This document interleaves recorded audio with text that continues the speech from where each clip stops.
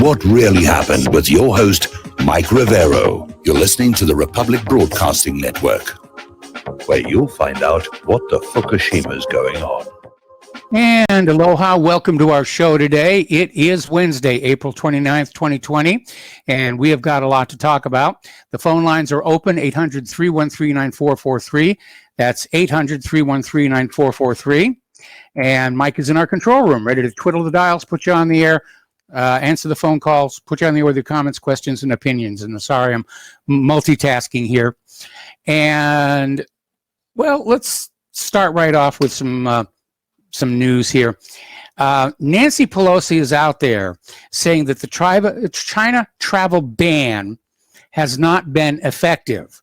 And it sounds like just another way for her to say that her plan of open borders and no restrictions on visas and green cards would have been the better answer. Of course, she's always pushing for the open border. She's one of the open border advocates. But, you know, as I mentioned yesterday, there's this little game Nancy plays, like the Monty Python argument clinic. No matter what Donald Trump says, Nancy Pelosi will say the opposite.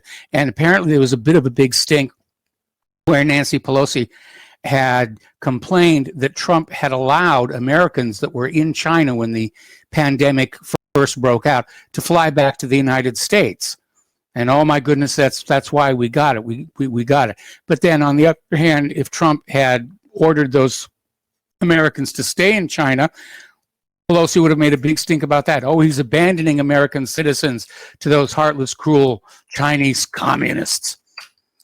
By the way, have you noticed that all the China bashing that we're seeing, they're trying to revive our fear of communists? Now, if you're my age and you went through public school, you know, you were told the reasons you were supposed to hate and fear the communists. But for the younger generation, I don't think it's going to be that effective, because they didn't have all that indoctrination, because the Soviet Union fell apart and the propaganda said, well, we don't need to say bad things about them anymore. And if you look at the breakdown in demographics of liberalism, you know, there's a lot of people who are thinking socialism might not be so bad compared to the fascism that this country normally runs under. Meanwhile, Mexico has deported nearly all of its illegal immigrants amid coronavirus fears. That is a good solution. Why are we not doing the exact same thing?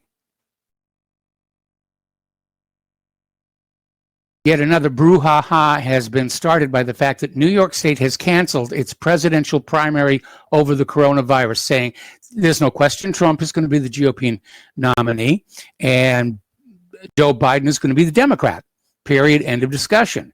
Now, the reason people got upset is because they're keeping the state and legislative elections on June 23rd. So it's not like people are going to stay home who otherwise would have gone on out. And of course, the Bernie Sanders people are very upset because they were hoping to pick up more delegates. Not because Bernie Sanders is changing his mind about endorsing Joe Biden, but he wants to go into the convention with enough delegates to have a significant influence on the platform. So, anyway, over in Michigan, we're still following the antics of Gretchen Whitmer. And her latest screed now is that her constituents aren't paying attention. The reason they're opposed to her lockdown measure, the reason they're protesting, is they don't really understand the threat. This is called the "they are all idiots" defense. I have a feeling she's not going to survive her next election, going about this all the wrong way. The Facebook event page for an upcoming protest against Michigan's state of emergency was deleted by Facebook staff for defying the government's guidance on social distancing. So there you have it, people. Facebook is the enforcer of the government's will. We're really into 1984 with this kind of stuff. All right, let's take some phone calls here, starting with Brian in Pennsylvania. Aloha, welcome to the show. What's on your mind? Hey, Mike, can you hear me okay? I hear you just fine. You're on the air. All right. I just want to say yesterday's show got dark real fast. Like I'm amazed how much everybody was kind of bickering with each other. Like that's what this country doesn't need, is everybody to just start randomly fighting with each other. Like there's a saying a very old saying from Voltaire. I might not agree with what you say, but I will fight to the death for your right to say it. And I think more people need to take that to heart and stop yelling at each other over this kind of nonsense. Well, as one of our other callers pointed out, there are paid shills who call into shows like mine to try and put certain ideas out there or to discredit certain other ideas. And this is campaign season. We're heading into the elections. And I'm already seeing a flood of stuff that's bashing Trump or bashing Biden. And we'll be talking about that a little bit later in the program. And we do have a platform here. We're not the corporate media. In fact, that's the attraction of us. We're the independent media. And the general public that knows about us trusts us more than they trust ABC, NBC, CBS, and so forth. And I wholeheartedly believe it. I listen to your show as often as I can live, which unfortunately isn't as often as I'd like, because I called in before. I own a lawn care business, so I don't get off work until it's dark pretty much. And I'm happy that we had such a mild winter in Pennsylvania. My season started at the beginning of April, earliest it's ever started. I'm so happy for that, because I lost my part-time job, which usually sustains me over winter. I lost that 2 months ago, so I've had no income, and I only made I think $95 doing snow removal for all winter, which is really pathetic. Usually it's about $500-600. This is the worst winter I've ever had. So I listen to your show as often as I can, and one thing I wanted to say is that did you see how I think it was ABC. They had a local show or a local news thing from California that got censored when they had an interview with two doctors. Yes. Yeah, that's ridiculous that YouTube would just wipe that out, right off of a news website, or not a news website, but a news channel's YouTube channel, which is insane that YouTube would just censor that right out of the gate, when all it was doing was, if you would have watched the interview, the reporters were insanely hard on those doctors. They were really throwing hardballs at them.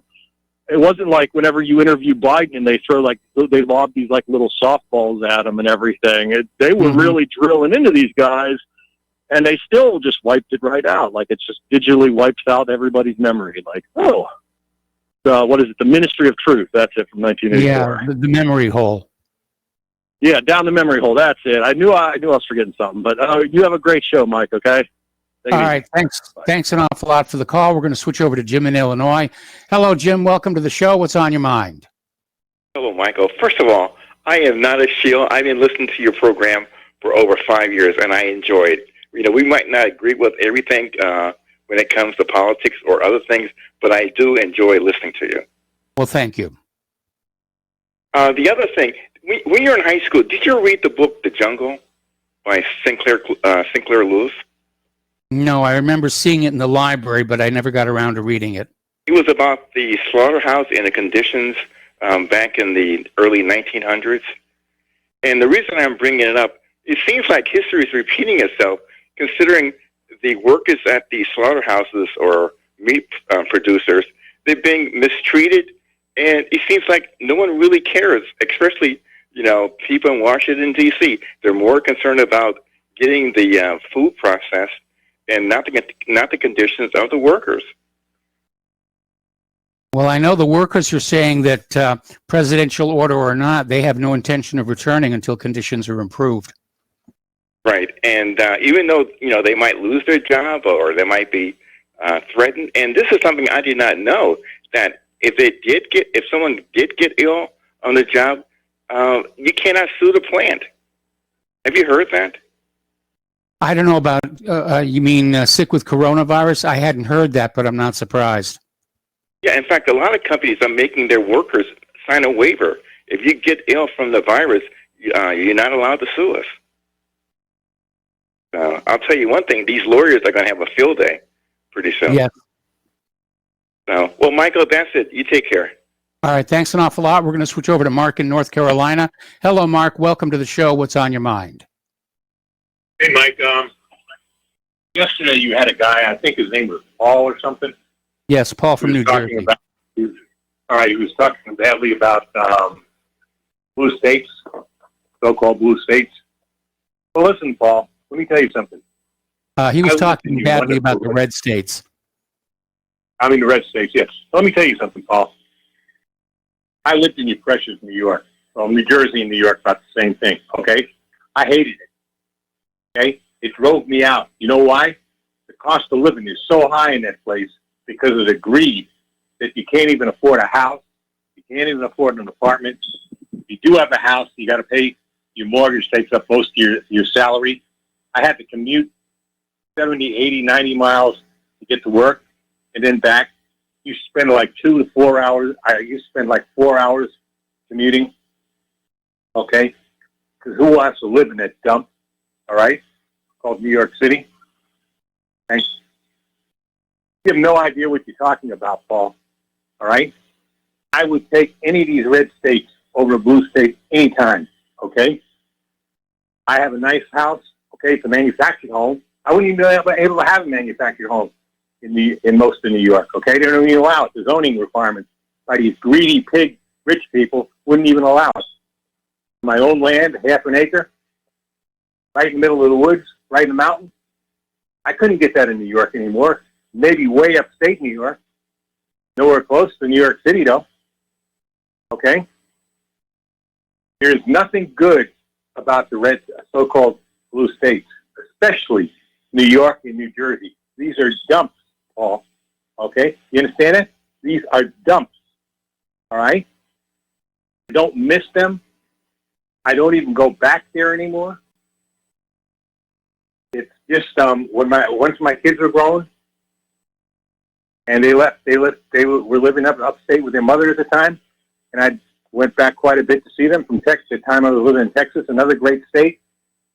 Since then, I don't even go back to that dump anymore. Okay, I have no use for it. Just to get into that dump, you got to pay like a toll of like something like, I don't know, $20 or $30 just to go over some of these bridges.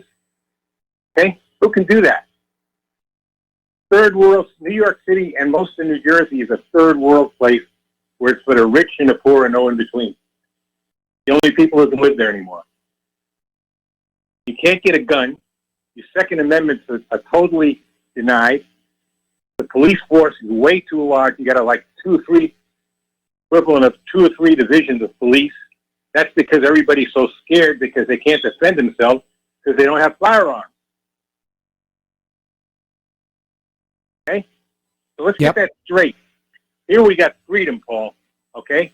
Here in the blue states like North Carolina, where Mike is living in Indiana, South Carolina, in Texas, in other western states such as Dakotas, you got real freedom there. Okay? You don't have that in the places like New York and New Jersey or Massachusetts. They're dumped. They're dumped because you people are too stupid to get rid of the politicians that have screwed you over all these years. That's why. Right now, that's why you're locked down the way you are now, okay? Because you got no guts. You don't want to go out and demand your rights. You have no idea what the Constitution of this great country is.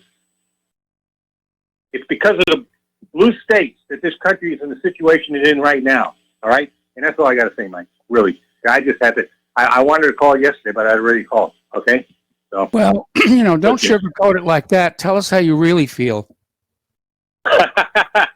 Oh, by the way, I made a great new video, by the way, on my YouTube channel. Okay, Mike, in case anyone want to watch it. All right? I see a couple of people already seen it. All right? So, great new video. Even did a little imitation of Bill Gates. All right. I'll have to tune in and look at that one. Okay, well, thank you for the phone call, and we're going to let you go here. The phone lines are now open. 800-313-9443. Now, as one of our callers just mentioned, YouTube censored a viral video of these 2 doctors, Dr. Dan Erickson and Dr. Artan Masihi, and they're co-owners of Accelerated Urgent Care in Bakersfield, California, and they came on out talking about the numbers and saying, does this really necessitate sheltering in place? Does it necessitate shutting down medical systems? Does it necessitate people being out of work? And they made a valid point because, 2019 was the worst flu season in something like 4 decades, and we didn't shut the country down for that. But yes, the reporters who were there at the press conference just drove into them because the order has gone out. Sell coronavirus as this huge threat. Keep the people afraid. And YouTube yanked the video, and we're already seeing a whole bunch of stories coming on out saying, oh, well, their math was in error. They made all kinds of huge mistakes in their calculations. Now that they can't defend themselves, now that people can't go back and look at the original video and see what it was they actually said, it's all being made up after the fact. They said that, coronavirus was going to kill, 18 trillion people. They can say anything they want. And these 2 doctors, as long as YouTube continues to deep six their videos, they can't defend themselves. That's about as un-American as it gets around here. When you can come on out with something that's factual, it can be erased. You can be attacked after the fact and have anything said about you, any smear whatsoever, and you're not allowed to respond. Classic smear job here. All right, Trump is saying COVID reparations are coming and that the United States is going to bill China for at least $160 billion. Good luck with that. I don't think it's going to happen. Well, they can send a bill. Anybody can send a bill. Whether it'll be paid or not, we don't know. I know that some of the people who were talking about suing China for damages were talking about something like $3 trillion, which just coincidentally happens to be about how much debt China holds over the United States here. Now, there's an article that came on out of Zero Hedge about pandemic passports and the danger of immunodiscrimination. And this is following on with Bill Gates' call for a digital tattoo that will have your vaccine record right there in your, I guess, in your arm, just a little number. And they'll look at that number and say, oh, they've had this vaccine or that vaccine. And if you look at what's going on in our schools, where students are not allowed to attend the schools unless they've had all the CDC mandated vaccines. And remember, the CDC is a private company that owns vaccine patents. They're not part of the United States government. We're looking at a possibility of immunodiscrimination, where unless you've gone over to the godfathers of medicine and given them some of your money, so that they'll mark your little tattoo, little protection sticker on your arm, They paid the protection, leave them alone.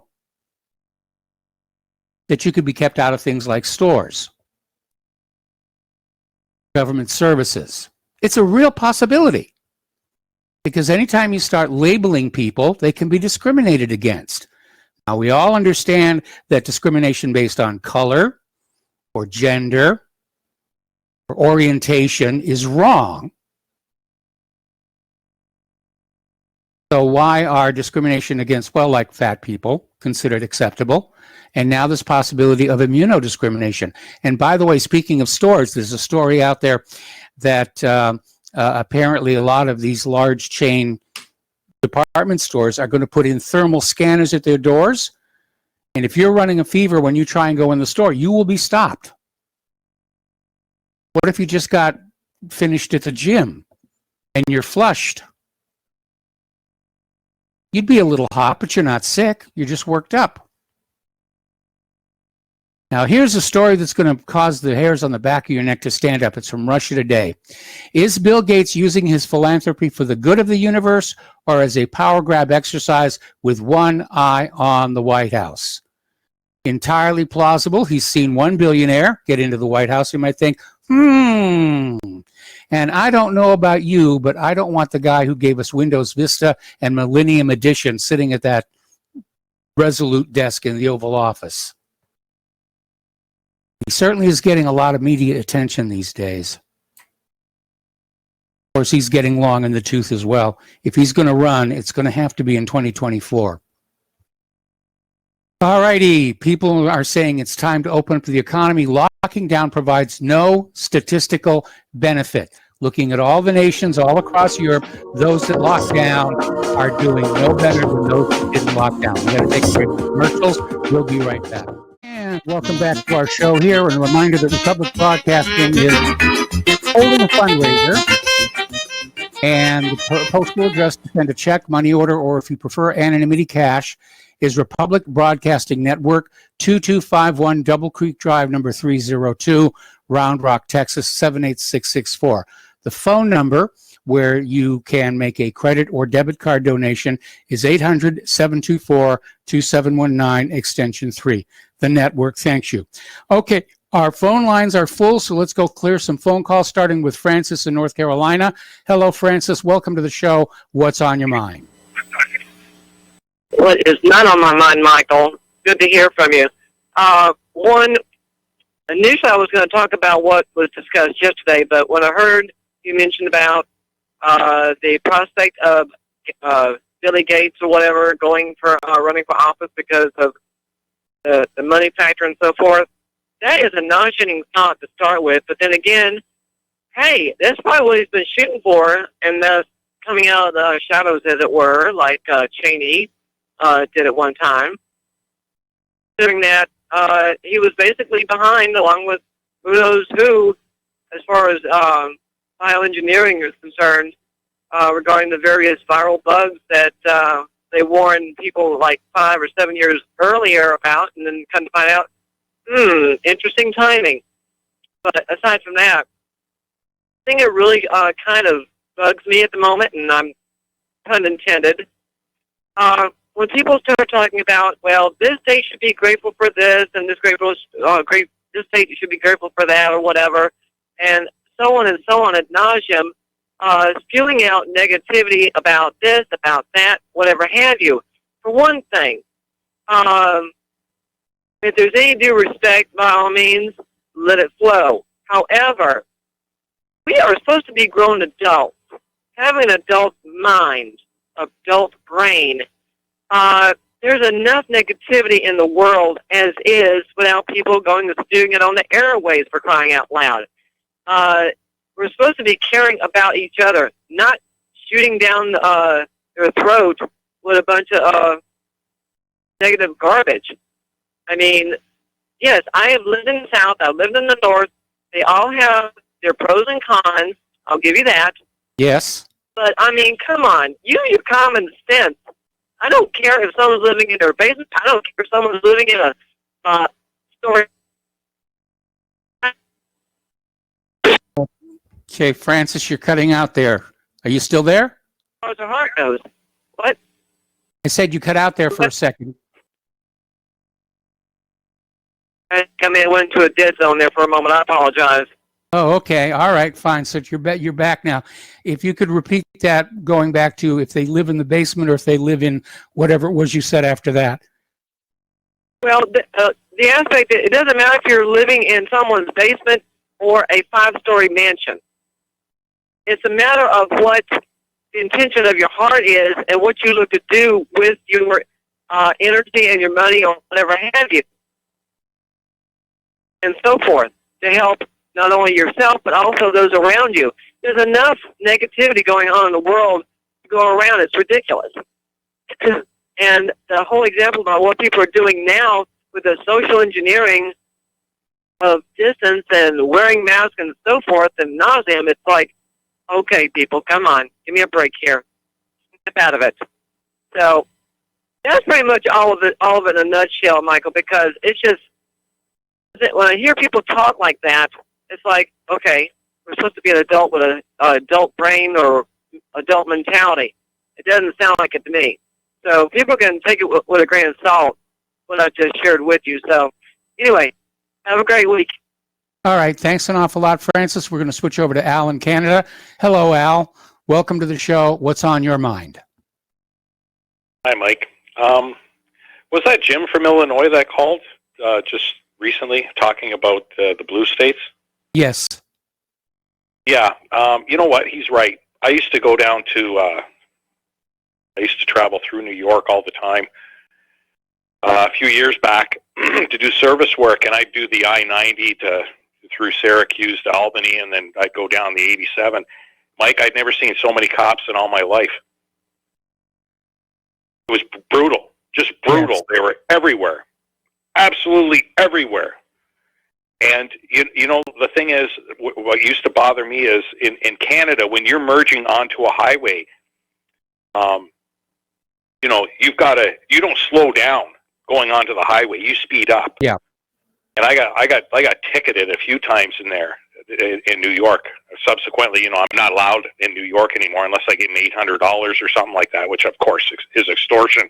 So I would never consider doing it. So, you know, I was in New York, New Jersey. I don't know. I don't know if Connecticut is a blue state or not, but I've never seen so many cops in all my life when I used to go down there. Number one, and then also that video that you were talking about with those two doctors, Tucker Carlson picked that up right on Fox News. Yes, he did. Yeah, I think I got that off of your website, didn't I? Did I? Yes. Tucker Carlson talking about those guys. Yeah. So. All right, Al, I'm going to have to put you on hold. I'm going to have to put you on hold. Okay, thanks. Hang up. I'm going to bring you back after these words from the phone. Welcome back to our show here. We're talking with Al in Canada. And Al, if you could just sort of pick up where you left off. Yeah, I was chiming in about the police state that New York is and New Jersey and like that whole area. I remember when I drive down there, I mean, I'd see every 5 minutes there'd be a cop somewhere, and they'd be in those big SUVs waiting to pull people over, and it was just brutal. And I'd come back and go to the Canada side, and I wouldn't see one. I wouldn't see a cop for like 45 minutes, and I'm thinking to myself, And I'm from Canada, like your country, the United States, is supposed to be free. Well, it didn't seem like it was to me. But and then I was talking about the Tucker Carlson interview, or I should say, him being on Fox, and he showed a clip of those two guys from California that I guess YouTube is memory hold. I didn't know they did that until just recently when I was listening to your show here. Well, the video's already been mirrored. It's typical. The video's already been mirrored, and a member just posted the links to the mirrored versions for people who want to see what was actually said, rather than listen to the corporate media try and tell you that something else was said. Yeah, I mean, this is all pure nonsense, right? But am I correct when I say that I think this year only 24,000 people in the United States have died from complications due to influenza, which is like a third of what it was last year? The seasonal flu has been a lot lower this year, and speculation is that many of those deaths are being put in the COVID-19 category to try and get those numbers up there to match the initial projections. Somebody gets run over by a steamroller, it's COVID-19 death. Somebody gets eaten by a shark, it's COVID-19 death. Yeah, I was on some website, and they were going over some of these stats, heart attacks, diabetes, stroke, and all that. And it's all the same thing. All these numbers have come right down. It's like, we've been saved. Like, this is great. I'm going to go out and have myself a nice greasy steak or something like that. But, I remember like a week and a half ago or something, I was talking about wearing these N95 masks. I'm still not wearing one. Yes. I see a lot of people still wearing the masks, and I'm thinking to myself, what's wrong with you? You don't see this for what it is? I mean, I go to the supermarkets now, Mike. They have these little arrows, you're only supposed to go down one way down the aisle. No one's following it anymore. They're just tired of this crap. They're just sick and tired of it. And what they're doing, and this is my opinion only, is they're making us all like serious debt slaves. Like, how do you pay for all this debt? And so you're in a bankrupt country, and then what? The UN steps in with their one world government, one world central bank, one world currency. You have foreign investors come in and buy up what used to be public property. They'll privatize all the highways, all the harbors, all the airports, and future generations of Americans will pay to rent what was once the property of their parents. Yep. Yeah, well, that's already happened up here in Canada, right? We leased out the 407 that taxpayers paid to build, and it was, the best highway that we ever paid for because it's all done in concrete and whatnot. And, we've leased it to some German company, for crying out loud. I mean, what a scam. That was the old liberal government that did that, right? In the province I live in. Once again, a liberal government. You know, their idea of fixing things is to jack up the minimum wage so that inflation just goes skyrocketing and prices go up. That'll fix it. It doesn't fix anything at all, and it never will. I don't care how much cash you throw at anything. I don't care how much printing that any government anywhere all over the world will do. It will never, ever fix the problem. The problem lies exactly where you and I both know. It gets sucked up to the top immediately, you know, by the billionaires, the money junkies. Yep, because they're the ones that own the banks. That's pretty much it. I mean, it all gets siphoned up through that black hole that is all this interest that we have to pay that no one even sees, no one even thinks about. Almost half of everything that we pay for is going to pay interest to somebody, and it's usually these rich people. I mean, this has got to end because you know what, Mike? I'd rather live dangerous freedom than, I think that's a quote, than peaceful slavery. I appreciate your time. You have a good one. All right, thanks an awful lot. We're going to switch over to Glenn in Kansas. Hello, Glenn. Welcome to the show. What's on your mind? Hi, Mike. Yeah, yesterday got pretty insulting. The guy that said he worked his butt off for money his whole life, and then he was successful because he worked hard, but that's all he did with his life. You know, I guess maybe I myself, after being a 28-year veteran firefighter and EMTI, and then on top of it, I got 3 honorable discharges, 1 from the Army and 2 from the Kansas Guard. I guess in his book, I'm a loser. And I just don't see, we make our choices in life. Yes, we do. And I chose to stand on the wall and guard these people while they're sleeping so no one would harm them. And I suffered injury, and it's really an insult to me when just because of life choices, you choose what you want to do. And you chose what you wanted to do. And it's not just because you didn't go out there and try to make a bunch of money doesn't make you a loser. But, you know, and that was kind of what I call oil of vitriol, to be insulting like that. Yes. That's an alchemy term of sulfuric acid. Yes. And this red blue state thing is divisive. I think it was installed mainly to just divide the country more than it really is. It's the left-right phony paradigm.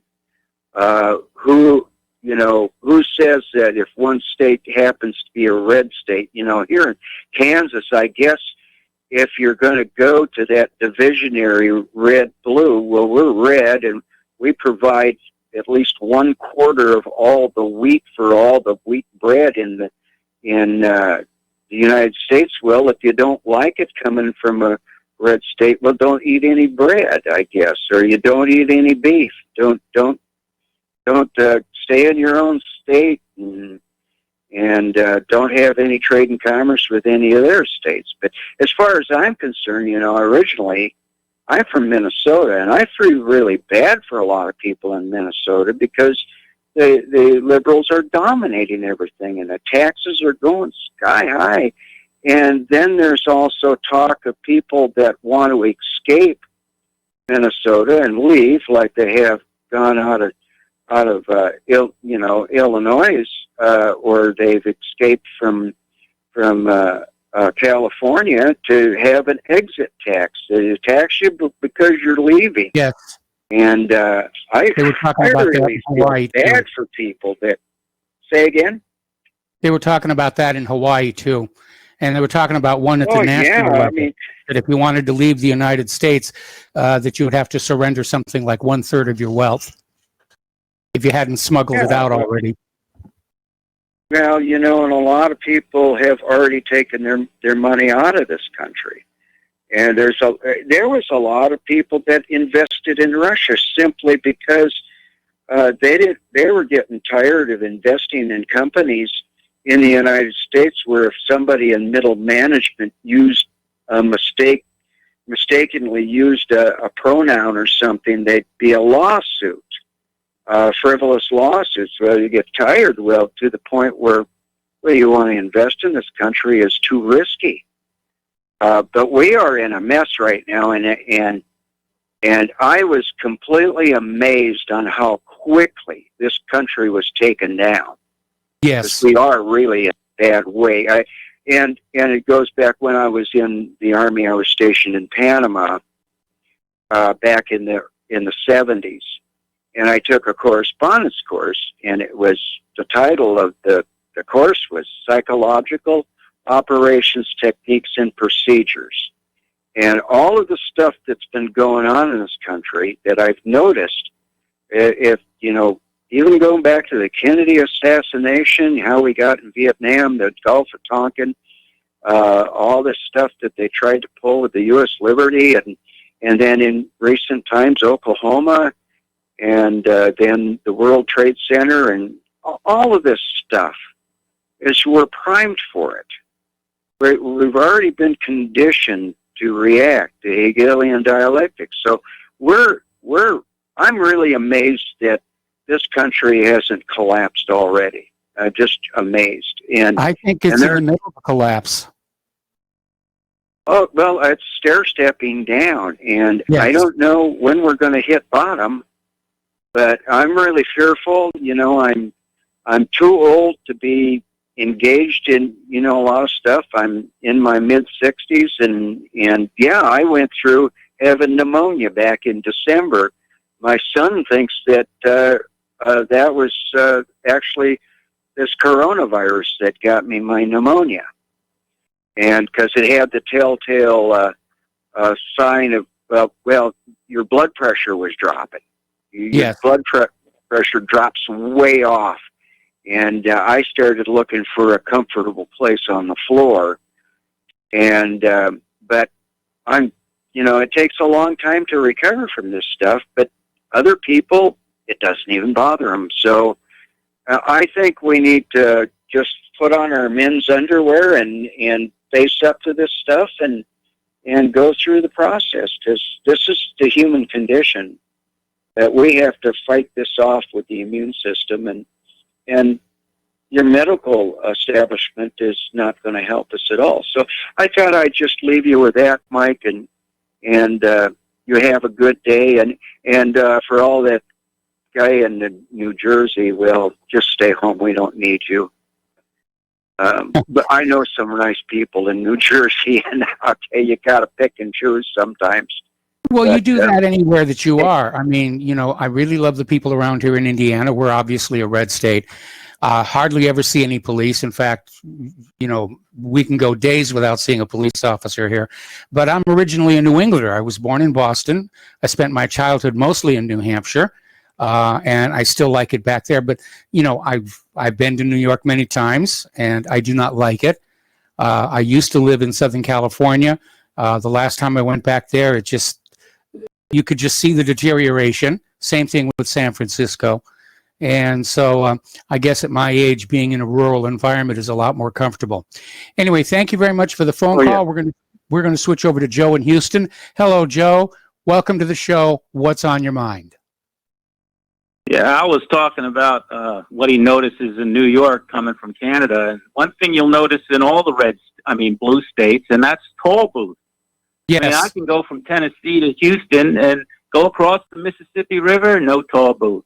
Go down to Florida. The only toll booth in Florida is the Beeline from Orlando to, what's that beach down there? Cocoa Beach or something. But yes. Other than that, you go all over, it's like anywhere you go up north and when I talk about blue states, I'm talking not about the geography, not about the history. I'm talking about the liberal politics.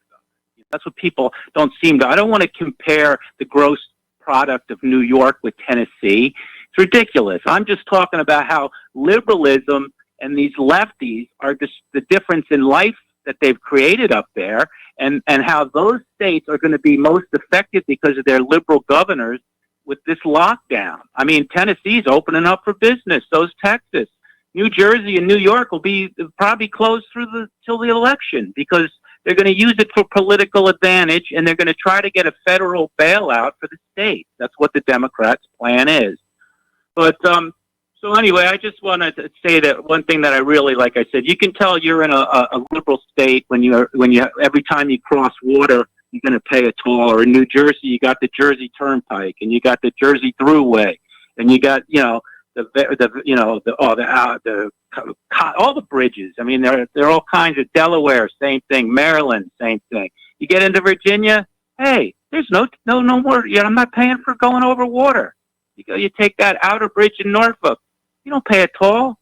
I mean, and that's a long bridge.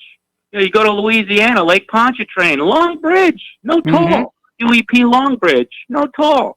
So, it just shows. And who do tolls really hurt the most? The working man, the middle class, the trucker. So it just shows who they like to punish in those big cities. And then who gets the money from the bonds that went to build those bridges? They're still paying these rich families through your toll booths to this day. They bought the bonds 40 years ago, 50 years. So that's what you get in a liberal state. But I really had to call in today. I wasn't planning on it, but that guy insulting you, really, that was a disgusting thing. Does he know your history, Mike? Does he know how you stood up for a man that you didn't even know who was murdered by the Clintons? Does he know that they pressured and punished you so you lost your job? Does he know the amount of damage that they did to you? And has he ever stood up for anything in his life? Has that guy who called in and insulted the size of your house or whatever ridiculous thing, does he know what an honorable man you are? How you stood up for justice for a man you didn't even know? I know. I stood up with others with the 9/11 thing, and I lost my security clearance. I lost jobs. I got spit on. I got my leg broken. And this guy has no idea. You are one of the best people that I know. You put your ass on the line, and you paid a price for it. And I hope you get rewarded somehow, some way. And when you cross over to the next life, I know, but I mean, you should be. Yeah. Well, you are. Yeah, you are. Yes. You're right. But, I have people when like you cross over, I hope. Show. And I consider myself a success because of that. Well, I always told people, I said, well, when I die, I hope that some of the people that I standing up for at 9/11 and them can come and say hello and say thanks for standing up for me. And I hope Vince Foster's are going to meet you because he should. Because how many people ever did stand up for Vince Foster?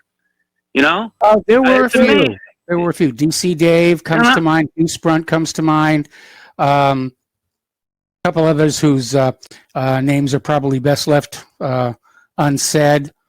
There were even some people within the investigation tried to do the right thing. They lost their jobs for it. And it was this huge, big, stinky cover-up. And it's not like that I just sat there and made the decision that I was going to sacrifice my career in Hollywood for Vince Foster.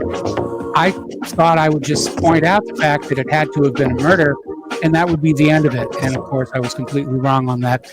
All right, well, listen, Joe, got to let you go. We're going to take a break for commercials. We're going to take another phone call as soon as we come back. Welcome back to our show here. We're going to go back to the phones to John on Vancouver Island. John, welcome to the show. What's on your mind? John, are you there? This is Glenn. This is Glenn from Philadelphia. Can you hear me? Yeah, I can hear you. We must have lost John. So, Glenn, what's on your mind today?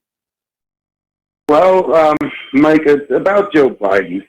I mean, the man is obviously having dementia problems. Yes. And I understand that bureaucratic entities can have a lot of inertia or be bullheaded, but I can't believe that anyone in the Democratic Party, operations really thinks that he's viable as a candidate. And I kind of have to stick with Jeff Rentz's idea that he's a placeholder, that they're going to back him out. Now, I don't agree with Rentz that they're going to go pull Hillary out of mothballs here at the last moment. But I can easily see some kind of hoopla where they're going to have to, with the greatest sorrow that, that they have to, that Biden's going to drop out, and we really lament this, and it's such a shame, and we thank him for his many decades of service to the American people. But instead, we're going to run so-and-so. So I think that's what's coming. I wouldn't be surprised if it's like a Michelle Obama Buttigieg, Pete Buttigieg ticket or something like that. I still think Buttigieg is the heir apparent to the VP slot for the Dems. I disagree, and I disagree with Rents. I think they're getting ready to pull Hillary out in a brokered convention. Yeah. I mean, what the Democrats did this year is they went after Trump, obviously, and they started getting rid of everybody they didn't want to have as a nominee, like Bernie Sanders and Tulsi Gabbard.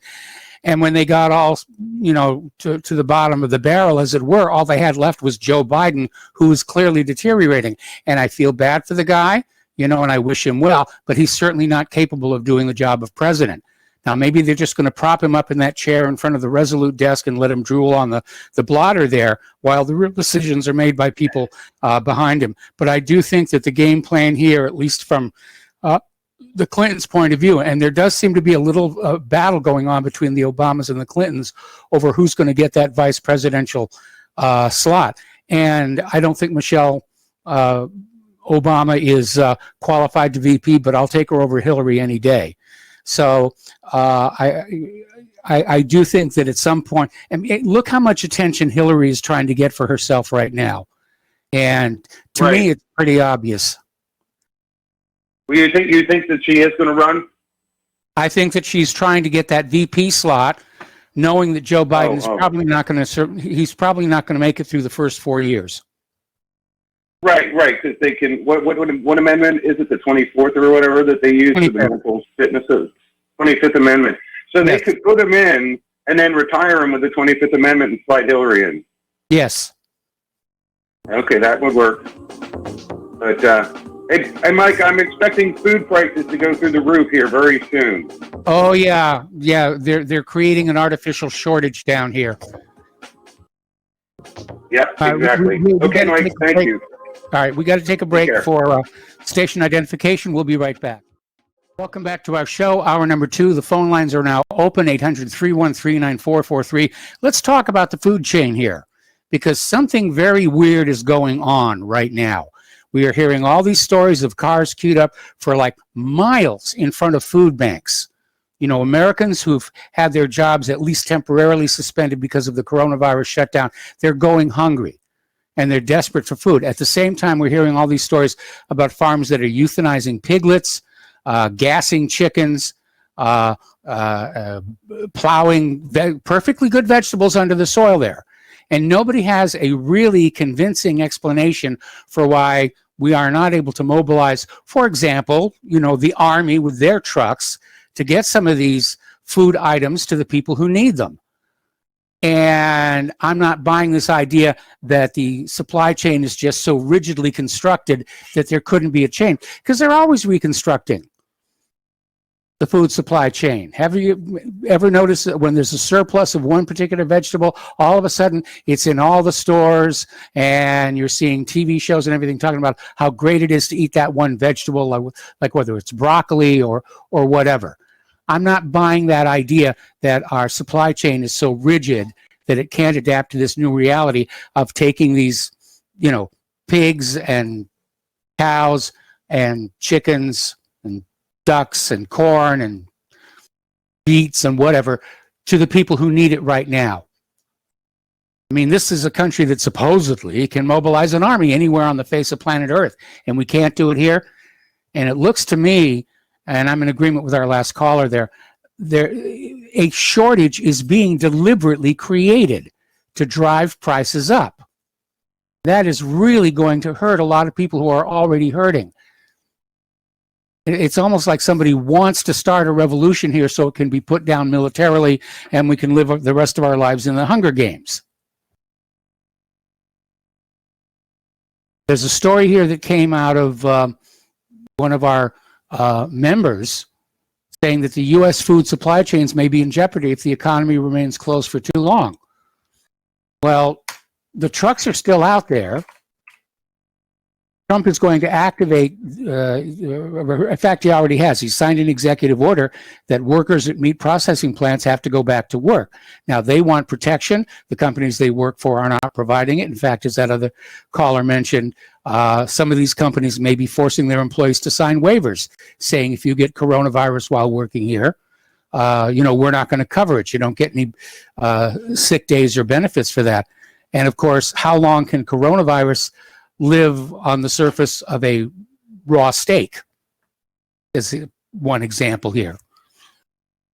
And apparently Smithfield Foods has shuttered its 5th plant. There are now fears of meat shortages. And again, it says in this story, farmers, they have to euthanize tens of thousands of pigs. Why? Why not send them to other slaughterhouses? We should have the resources to be able to deal with this. Send over some Army guys with a bunch of Army trucks, pick up a bunch of pigs, and take them over to a different slaughterhouse and get them sliced up into the food banks. Now, the food banks are not asking for charity. Well, they're asking for donations, but the food banks are actually buying the food they hand out. So it's not like this is a total giveaway. So something is going on.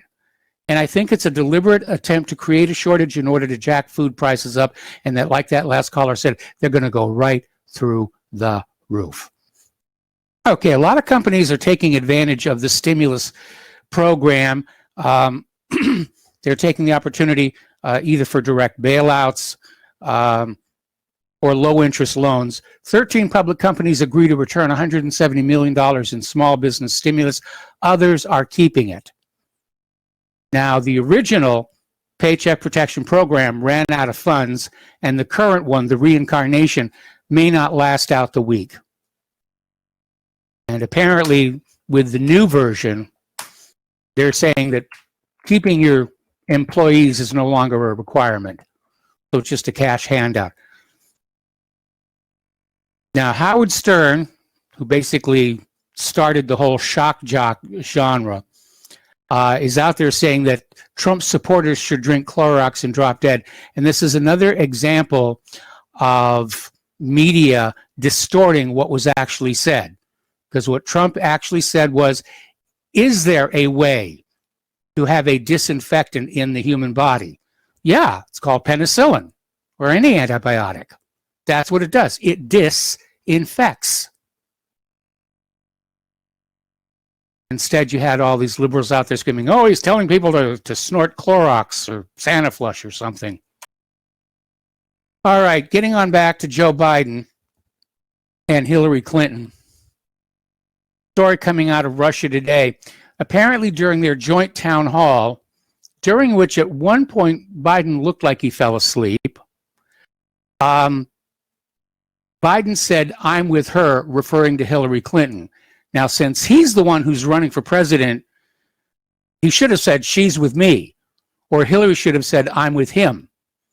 But instead, Biden said, I'm with her, which implies a subordinate role in whatever process is going on.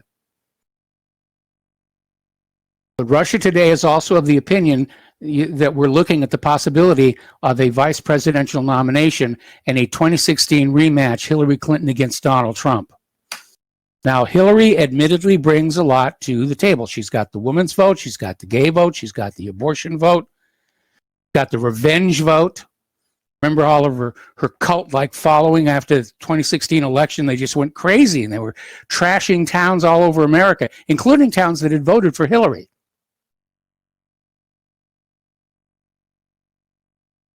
So she is a powerhouse, and she could be the deciding factor in Biden getting the election. And Biden may have just decided that, you know, he's aware of his mental deterioration, but he's going to stick this out and try and go down in the history books as one of the American presidents. He'll serve for maybe 4 or 5 months. Then he'll step down and Hillary gets to be president. Boy, talk about an absolute disaster. So anyway, this other article, and this came out of rightjournalism.com, was commenting on it looked like Joe Biden fell asleep during the video town hall with Hillary Clinton. Maybe, maybe not. Maybe he was having his eyes down and thinking about how he's just put a target on his own back. So let's get over and talk about Tara Reid. And she is torturing Hillary Clinton for endorsing Biden and says she's enabling a sexual predator. Well, that's what Hillary Clinton has done ever since she got together with Bill Clinton. I mean, the number of women accusing Bill Clinton of outright sexual harassment, sexual assault, rape even, is legion compared to Joe Biden. I think his total accusers now number 8. Now, here's where it gets interesting, because the University of Delaware has been entrusted with Joe Biden's Senate records, and they are keeping them secret, and they're not even saying why they're keeping it secret. But Tara Reid is out there saying that in those Senate records is a complaint she filed regarding the sexual harassment, sexual assault, which apparently involves Biden reaching up under her skirt to fondle her. I guess that's about the most delicate way to put it.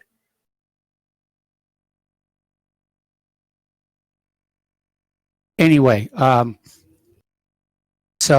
also, of course, her separation agreement. Now, if they get into those records and they're not there, well, that's another problem entirely. Almost makes Biden look more guilty. So, according to stationgossip.com, 8 women have accused Joe Biden of sexual misconduct, inappropriate touching. Now, in the case of Joe Biden, there's a lot of that's on video. Just go ahead and do a search for Creepy Joe, because he's got this long habit of inappropriately touching girls of all ages, and it doesn't look like he's out for sexual gratification, I'll grant you, but it is just a little creepy, and you can see the girls kind of like, wanting to get away from him. Over at Politico, they ran an article claiming that Trump owes the Bank of China millions of dollars, and it turns out that was fake news. They published a lengthy retraction 7 minutes before midnight on Monday.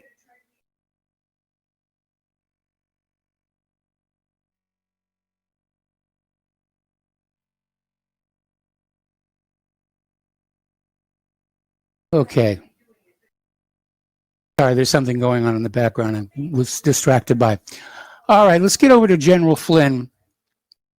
And apparently on Monday, May 4th, Judge Sullivan, who accused General Flynn of treason, is going to file his response to Flynn's motion to dismiss.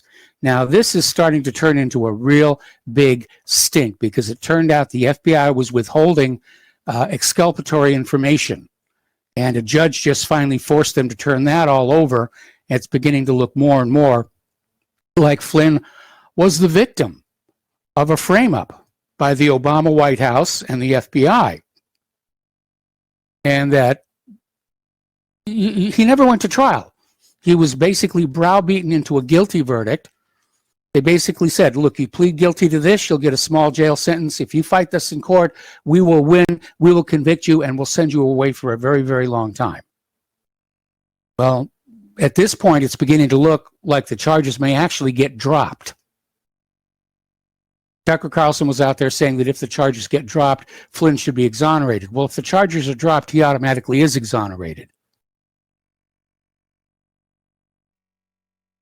And I hope it happens. I hope it happens, absolutely.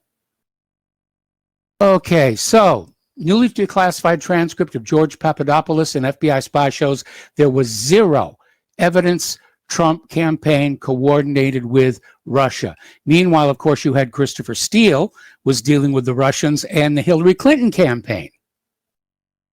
But nobody ever investigated that. Nobody ever looked at that. Because Hillary's an insider. Everybody in Washington, D.C. loves Hillary Clinton, or they're terrified of her. Apparently, Christopher Steele, who wrote the dossier, had previously undisclosed meetings with Perkins Coie lawyers and Hillary Clinton's campaign.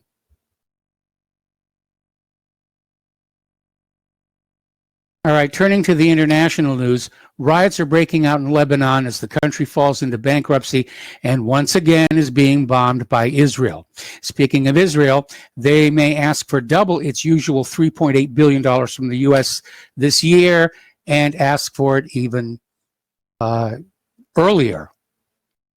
And this article, which came out in IsraelPalestineNews.org, is saying, you know, considering 26 million Americans out of jobs, U.S. companies closing to coronavirus, maybe it's time to keep our money home, and I most certainly would agree. For one thing, Israel doesn't need the money. They like money. Not much about money not to like. I used to have a lot more than I have now, thanks to my first wife. Maybe that's why I'm not out there trying to earn more of it the way Paul in New Jersey says I should. But Israel has violated virtually every restraint placed on the money given to it by the U.S. government. They buy offensive weapons. They're using it against the Palestinians. And again, they have a very high standard of living over there. So, apparently there was a bomb-laden tanker truck detonated in northern Syria, killing at least 34 and sparking a huge blaze, which actually drove oil prices back up. And they did have a good day on the stock market. The Dow closed at 500 up.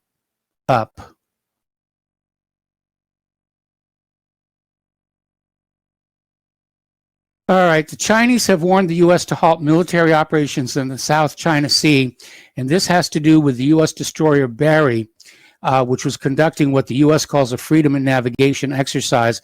China says they trespassed into China's territorial waters off the Xisha Islands on Tuesday. And they identified the ship, warned it, and expelled it. And the fact that the ship went where it was told to go suggests that maybe the captain knew they'd gone over the line.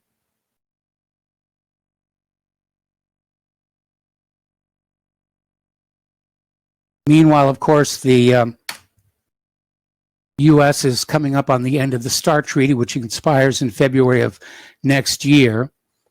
And unless they can come to an agreement, we're looking at yet another arms race with the Russians. Oh, how much money will be made by the defense contractors? Those gosh darn Russian, Chinese, Iranian, whoever, we've got to build bigger bombs and longer missiles to keep them from attacking us. You know who was the last military force to attack the continental United States of America? The Army of the Confederacy. They're not out there. They're not going to attack the United States of America. Look at the condition we're in right now. Who would want this country?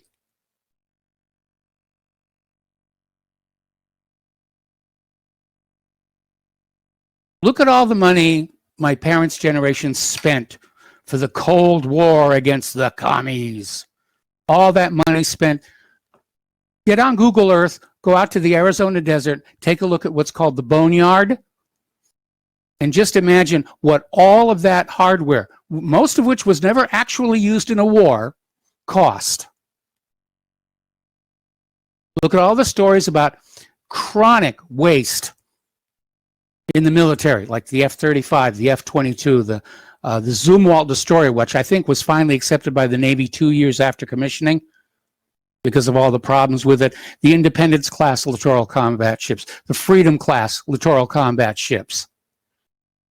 We had that story a while back where 2 ships were just brand new, delivered to the Navy. They immediately went to the scrapyard. They were that messed up. Now, everybody's wondering what's happened to Kim Jong-un. There are 3 prevailing theories. One is he's dead and playing canasta with Federico Franco somewhere. The second theory, the one that we've seen in the media, is that there was a botched heart operation where the doctor was apparently so nervous and shaking that he did something wrong, probably dropped a stent into an artery or something that it wasn't supposed to go into, and that Kim Jong-un is brain dead. And the third story that's floating around is that Kim Jong-un was personally witnessing a missile test that failed and was injured in it, which is not without precedent. That's how Korolev bought it. Went out there to watch the rocket take off, and the rocket exploded. Korolev was the Soviet Union's equivalent of Wernher von Braun.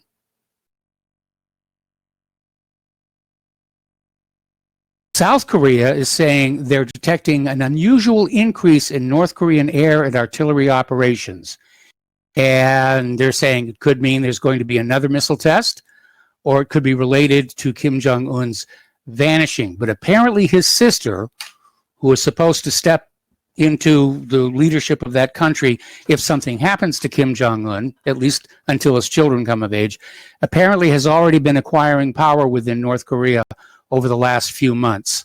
So maybe whatever happened to Kim Jong-un was something that arrived with a little bit of foreknowledge. And so the sister would rule North Korea until Kim Jong-un's children came of age and could basically accept their inheritance. That's what's going on. Joe Biden is out there saying we need more economic intercourse with the world. I leave it to your imagination what exactly it is he means with that. Right now, I think because of the coronavirus, people are looking at the whole idea of globalism and realizing, you know, there are some downsides here. They're not doing more of your own manufacturing, of being totally dependent on the rest of the planet, because if something happens on the rest of the planet, it comes home to you. If China has a cold, America sneezes. Boeing has burned through a record $4.7 billion with a B dollars in cash. Revenue has crashed 26%. They're getting ready to fire 10% of the workers. I really hate to see this happen. Boeing is an iconic American company. And, you know, growing up, I went through a phase of building model airplanes, and I built a lot of Boeing airplanes, and it was a name. The Boeing. Anyway, we got to take another break for commercials, and we'll be right back. Welcome back to our show here. We're going to go back to the phones here to Dustin in New Jersey. Hello, Dustin. Welcome to the show. What's on your mind today? Mike, Indiana sucks. Okay, people get mad. All right, well, thank you for calling. Mike, North Carolina, South Carolina, North Dakota, South Dakota, Kentucky, California, New York, New Jersey, Florida sucks. They all suck. Well, what's going on here for the last 2 days? My God, I mean, red states, blue states, you know, you people are all on the USA Titanic, okay? Red seats and blue seats, you know? We're all sharing the same seats on the Titanic. Yes. You do know that, right? I mean, yes. My God, what's going on here? Mike, it's just like the hatred, this whole, you know what it is, Mike? It's like a divide and conquer going on. It's just like, I mean, I don't know if there's... It's political campaigning, and because they don't have anything positive to campaign with, it's easier to go negative. If you chart out how campaigns are run, they'll all start out with, positive campaigns. This guy did this guy did this. When that starts to wear off, then the campaigns swing negative. And that's where we are, not just with the presidential campaigns or the congressional campaigns, but the overall attitude of the country as a whole. You know, it's easy to go negative. You know, this state sucks. The blue states suck. Mike, the red suck. suck. Mike, I suck. You suck. We all suck. We're all suckers. How about that at this point, right? Yes, we all suckers? I agree with you on that. Mike, I got to ask one real quick question to Mark from North Carolina. How many acres do you got? Because I looked at his videos, and he's got some beautiful landscape over there.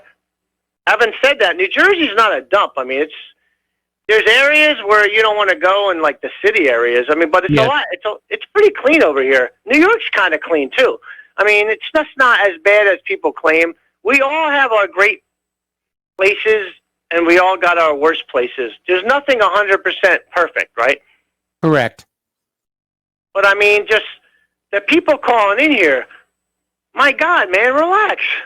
You know, listen. Aren't we all Rivero's Rangers?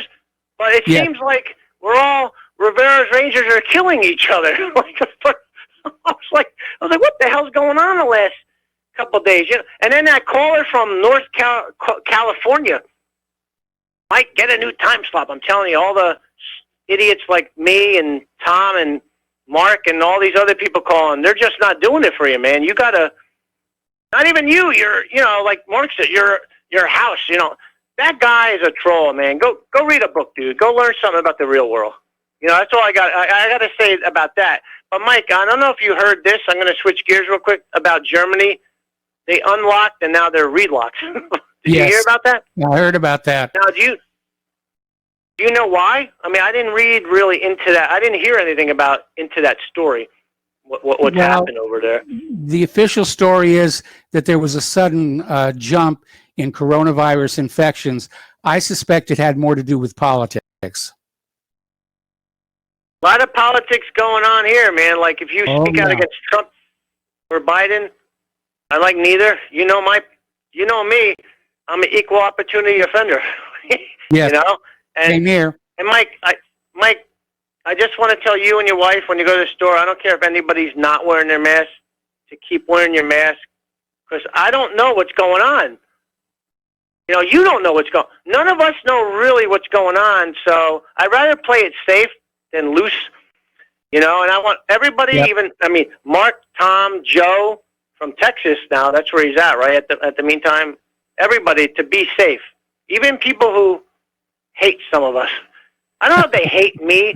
Well, no, Mike, I get hate, but I figured there's some people that actually were looking for me to call back in. I remember, yesterday, because I listened to the show to learn what people are saying, somebody called in actually accusing me of taking money from the pharma companies. Oh, I get that all the time. I'm accused of taking money from big oil and taking money from Putin and taking money from whoever. Well, I got to tell you, those checks are lost in the mail, obviously, because I haven't gotten one. Well, that's why I couldn't call in, actually, Mike, because I was, after I left Langley, I couldn't make it to the Pharma Incorporated in time. Oh, by the way, Putin, you suck too, okay? Xi Jinping, you suck. We all suck, okay? Yes. Mike, have a good night. You stay safe. All right, thanks an awful lot here, and we're close enough to the commercial break. I'm going to leave these other callers until after we get on back. The Bank of Japan is set for unlimited money printing. What could possibly go wrong? And believe it or not, they are still arguing over whether Donald Trump's signature would be on the stimulus checks. And Chuck Schumer is pushing a bill that will block the president of the United States of America from having his name on the stimulus checks. I mean, this borders on the childish. Okay? I mean, who really cares? Well, I understand from the Democrats' point of view, they don't want Trump's name linked to the stimulus. They want people to look at the stimulus checks and think, oh, Democrats did this. But I mean, it really is bordering on the childish. And I don't think these politicians are going to come out of this coronavirus mess looking and telling as great as they can. We got to take a break for commercials. Back for more phone calls after these words. Welcome back to our show here. We're going to go right back to the phones to Jake in Chicago. Hello, Jake. Welcome to the show. What's on your mind? I find it extremely difficult hearing the same callers to the show every day for years that never mentioned that Trump's grown children, all of them, even the daughter he had with Marla Maples, who is a Kabbalah-following woman, are either married or engaged to Jews. This is of no importance on your show. I find this seriously suspicious. And we're concerned about Jared I really Kushner. feel sorry for your callers because there was a day where you questioned your government, but yet you got callers from New Jersey and Florida and all these little chokeholds there that are calling in that, we shouldn't question our president. We shouldn't be suspicious of any government people, especially their the people their children and maybe even they are married to. Why isn't that discussed? Dan? Why isn't that discussed? Dan, I take it you don't listen to this show all that much from what you just said. You know what? I did listen to it even during the election, and it was never mentioned. And you know what? I called up to other shows on RBM, and I was cut off for saying it. Now, I want you all to just look into yourself and look at a family that marries nothing but Jews. I'm Dan? sorry I have to say that. I really am, because I know you're a Jew. But I'm sorry I have to say that. But this is the truth. Dan? And if you want to sell your soul Dan, to get on a TV or a radio show, whoa, Dan. go right ahead. I'm sorry, Jake. I'm sorry, I was looking at the wrong name on the thing. Are you aware that my first wife was Jewish? Not that big a deal. She didn't convert me. You know, they didn't get near Moby with that knife. Why don't you explain to us what Jewish is? Is Jewish a religion? Is it? You don't even believe that. You yourself don't even believe there was ever Israelites or Judah. So how the hell can she be Jewish? You know, in your perspective. No, religion. I'm sorry. To me, Jewishness is a religion. But it gets co-opted, you know, they're trying to claim there's a Jewish race, but everybody who was Jewish was converted from other races. My family tree goes back to the Sephardics. You know, your professional standpoint is that Jewish now is a religion. So we cannot think of it as a mixed up conundrum, that it can be a race, that it can be this, it can be the House of Judah, it can be an Ashkenazi Jew, it can be a Sephardic Jew, it can be an Iranian Jew, it can be a Mountain Jew from God knows where. You know, it's bullshit. And that's all I have to say. And your callers are fake as hell. All right. Well, thank you for the phone call. And we're going to switch over to Dan in Texas. Hello, Dan. Welcome to the show. What's on your mind? Hey, I think you got Pat. Hello? I've got Pat in Fort Worth. Okay. Yes. That darned hamster behind the control panel. What can I tell you? Okay, Pat, what's on your mind? Oh, I think people need to do something right now because Nancy Pelosi saying that we got to let the prisoners out of jail because the Bible says that you can't visit, you're supposed to visit them. And she didn't give a rat's about the people dying in nursing homes because we couldn't get in and do a thing about it. She didn't care about people.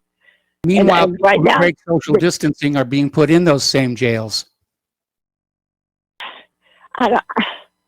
Okay, great. All right, that's my point. One of them. And the other one is Rep. Jordan has come out today and made a speech on Fox on why we need to, go back to work. We hire them to be in Washington to work, but they don't care about us out here that they're supposed to be doing work for. They care about who's ever running the White House if they're mopping the floor or something. Can't they just put on gloves and a mask? And why do they have to be so messy up there that they care more about menial cowards than they do about everybody out here dying in nursing homes because we can't even get in there?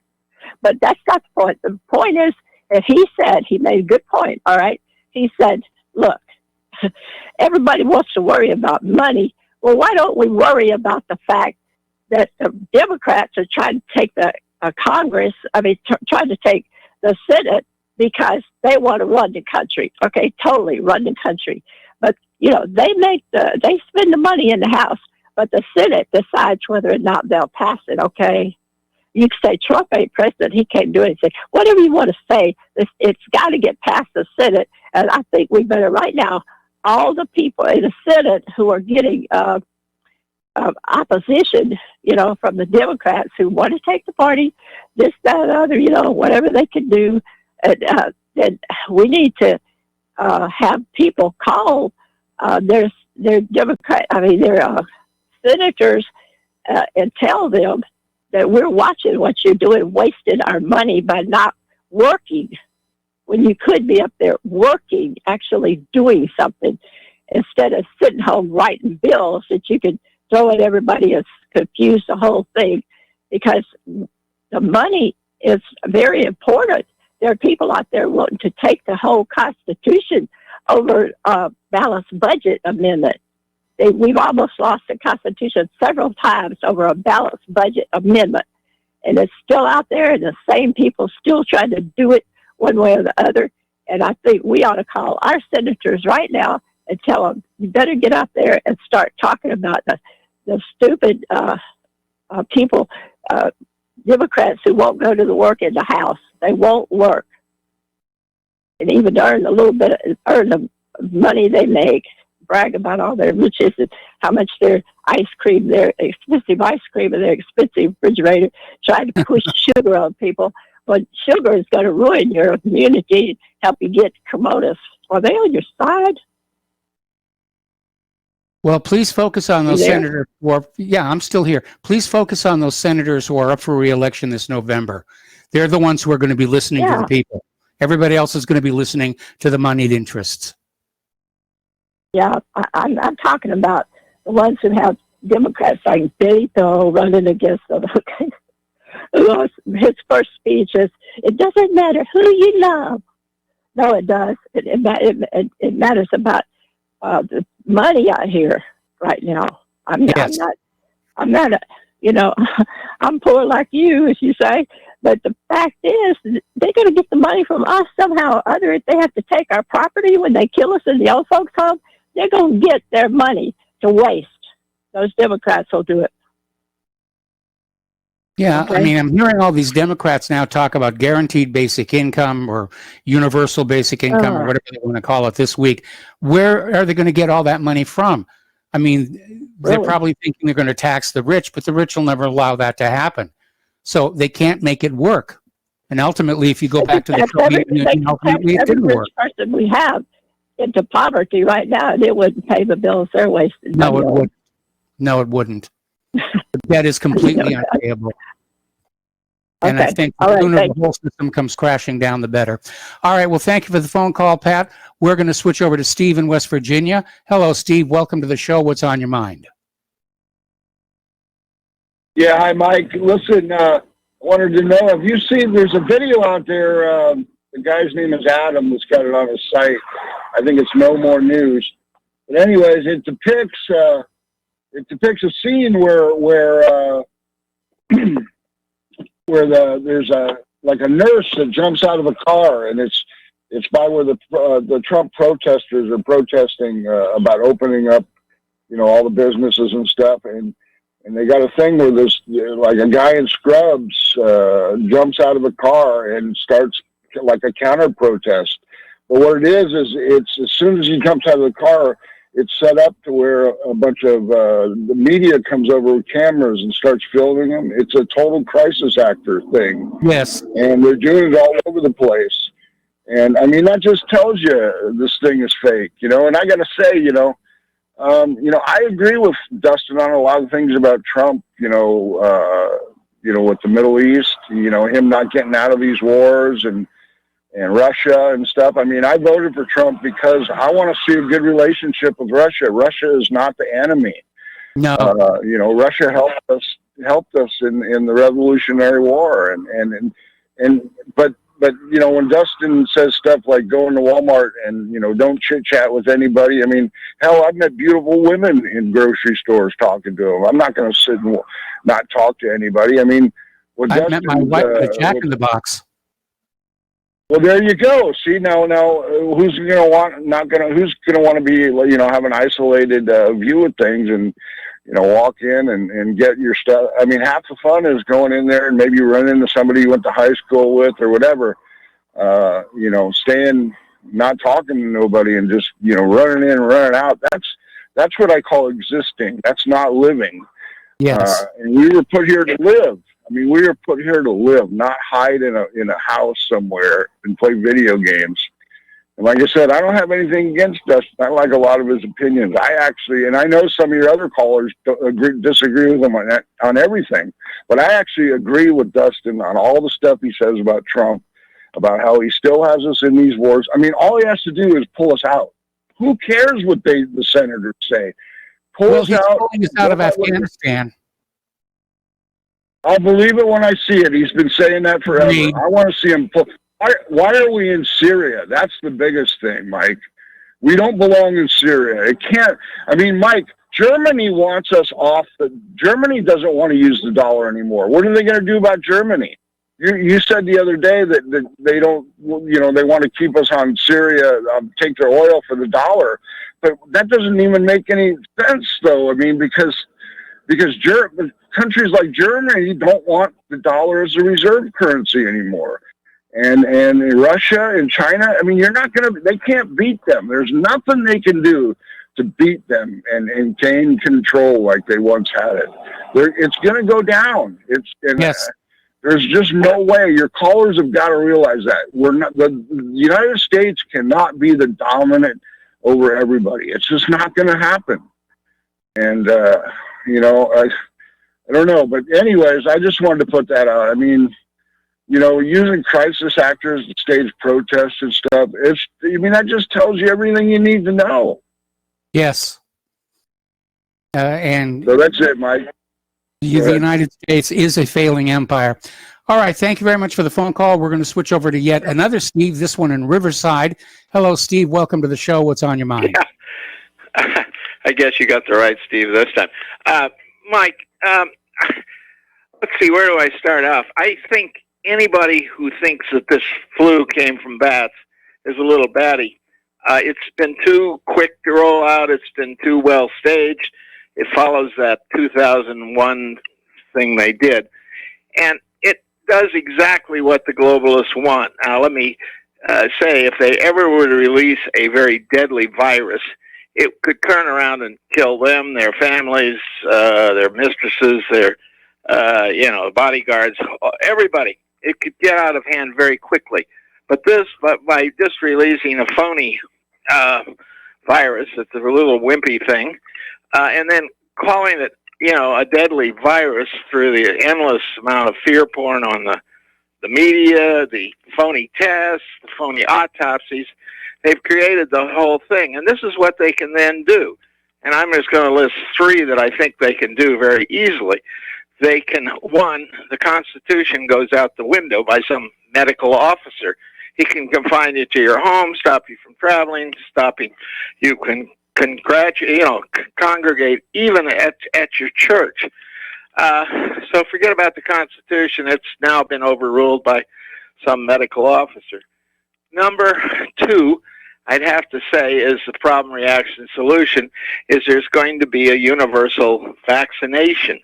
And as soon as they work on it, or at least say they've got it, it will probably end up being mandatory, or as like in Argentina, you have to have a vaccination card to fly on an airplane, to get a driver's license, or to get a passport.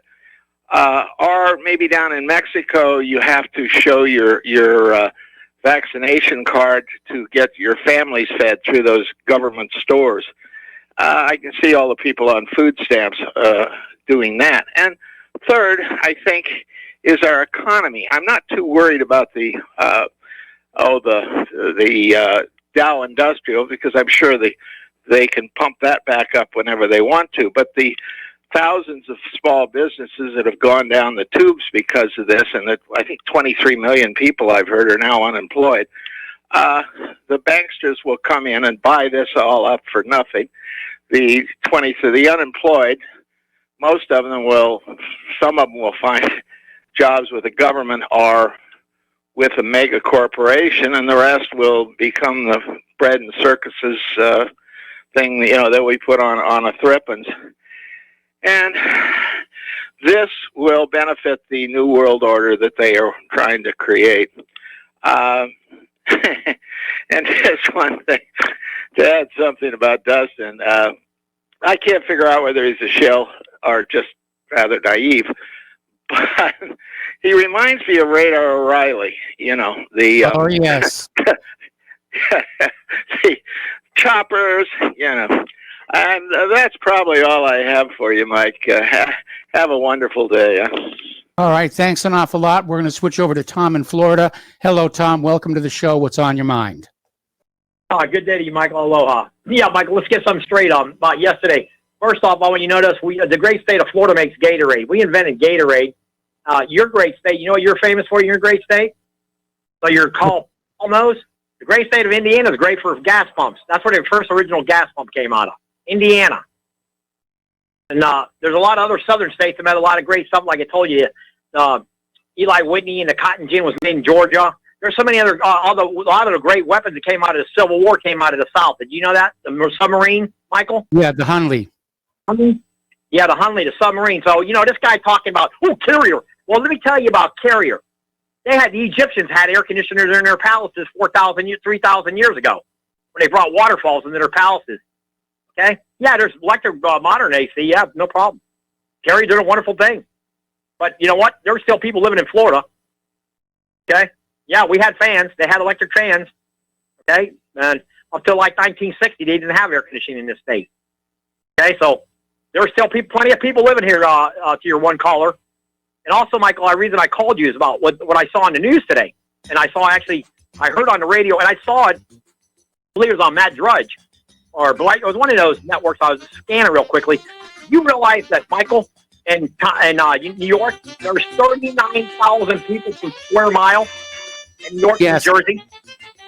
Yes, there is. Tom, I got to let you go. I'm sorry. We're running out of time, Tom. We got to take a break for commercials. Back with more phone calls. Welcome back to our show here. Last segment of our program today. We've got two callers waiting on the line, both named Dan.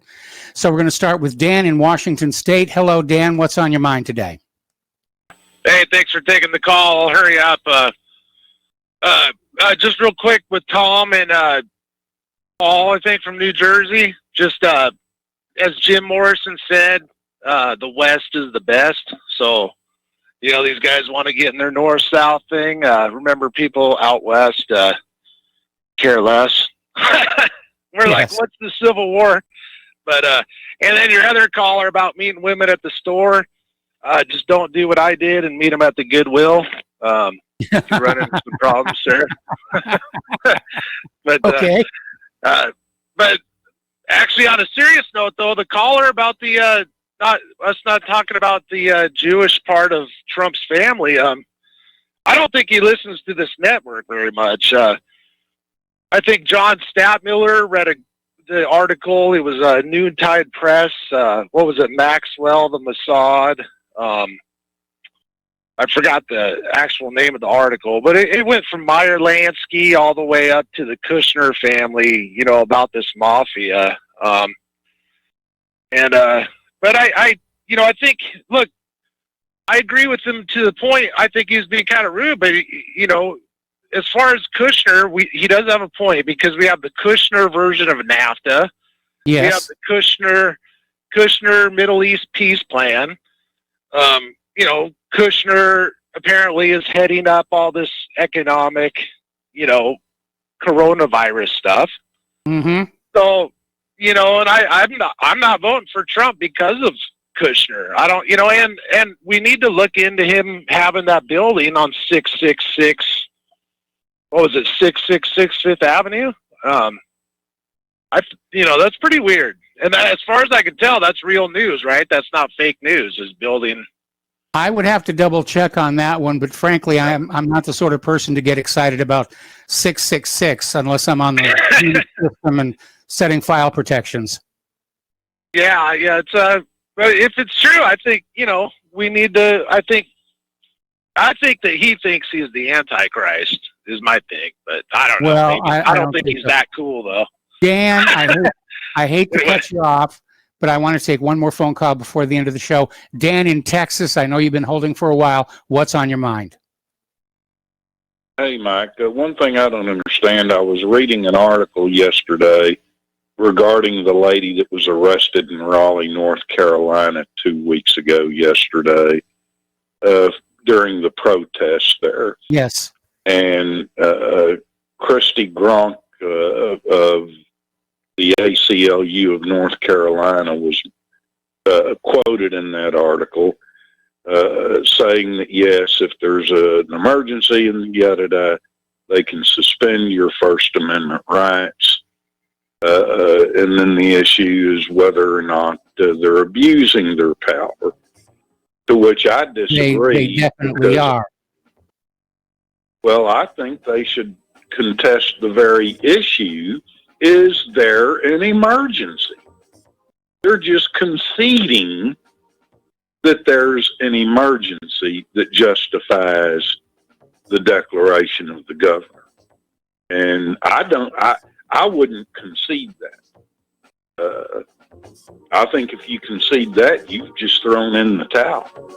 You're absolutely right about that. If you let the other side set the agenda, you've already lost the argument. Dan, I'm going to have to let you go. We're at the end of our program. Thank you, Matt. Please stay tuned for John Stadmiller. I'm sure he's got lots of interesting things to share with you. Please spread the word of RBN. Please spread the word of whatreallyhappened.com. Please donate. We need your help to stay on the air. We'll be back tomorrow. Aloha, America.